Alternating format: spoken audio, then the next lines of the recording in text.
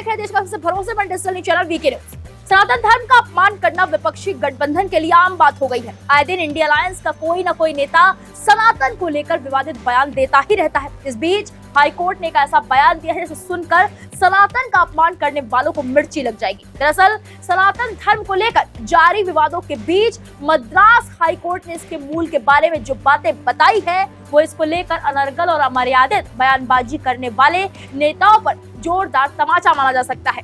Madras high court ने दो टूक कहा है, सनातन धर्म सनातन या शाश्वत कर्तव्यों का एक पूरा समूह है, जबकि इस तरह के विचार उभर रहे हैं कि ये सिर्फ जातिवाद फैलाने और अस्पृश्यता या छुआछूत को लेकर है। जानकारी के बता दें कि मद्रास हाई कोर्ट ने ये बातें ऐसे समय में कही है जब तमिलनाडु के मंत्री और मुख्यमंत्री एमके स्टालिन के बेटे उदयनिधि स्टालिन की ओर से सनातन धर्म को मिटा देने जैसे विचार जाहिर करने के बाद पूरे देश में भारी नाराजगी जताई जा रही है। लेकिन डीएमके नेताओं की ओर से न सिर्फ उनके बयान का समर्थन किया जा रहा है बल्कि उसे जायज ठहराने की होड़ सी लग गई है।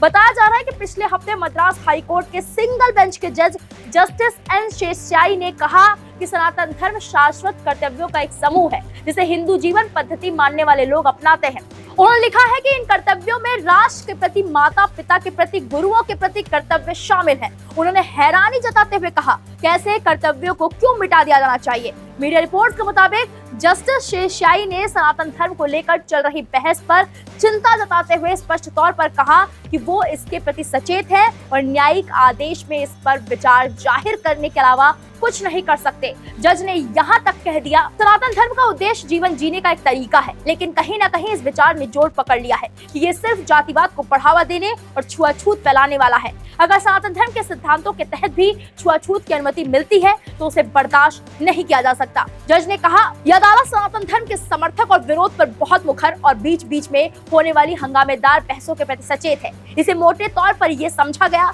कि सनातन धर्म शाश्वत कर्तव्यों के एक समूह के रूप में है और इसे किसी एक विशिष्ट साहित्य से नहीं जोड़ा जा सकता, बल्कि इसे कई स्रोतों से जुटाना होगा जो या तो हिंदू धर्म से संबंधित है या जिसे हिंदू जीवन शैली का पालन करने वाले लोग स्वीकार करते आए हैं। हाई कोर्ट के जज ने आगे बताया इसमें राष्ट्र के प्रति कर्तव्य, राजा के प्रति कर्तव्य, राजा का अपनी प्रजा के प्रति कर्तव्य, माता पिता और गुरुओं के प्रति कर्तव्य, गरीबों की सेवा और अनेकों तरह के कर्तव्य भी शामिल है। हाईकोर्ट ने बहुत ही गंभीर सवाल उठाते हुए पूछा कि क्या ये सभी कर्तव्य नष्ट होने योग्य है। इनके साथ ही जज ने यह भी साफ किया कि सनातन धर्म के अंदर या बाहर अस्पृश्यता अब संवैधानिक नहीं हो सकती। हालांकि ये दुखद है कि ये मौजूद है। एक समान नागरिकी वाले देश में छुआछूत को बर्दाश्त नहीं किया जा सकता और भले ही सनातन धर्म के सिद्धांतों के तहत किसी न किसी अनुमति के रूप में देखा जा सकता हो, इसके लिए जगह नहीं हो सकती क्योंकि संविधान के अनुच्छेद 17 में अस्पृश्यता को समाप्त कर दिए जाने की घोषणा की गई है।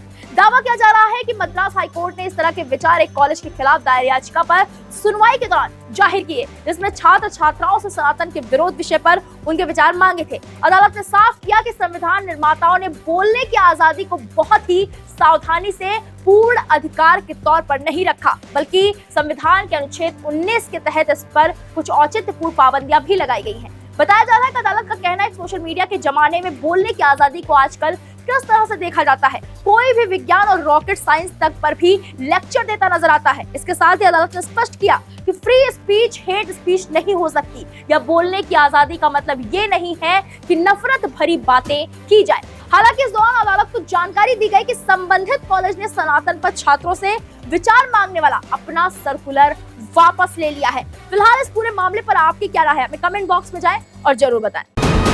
वीके न्यूज, राष्ट्र के नाम।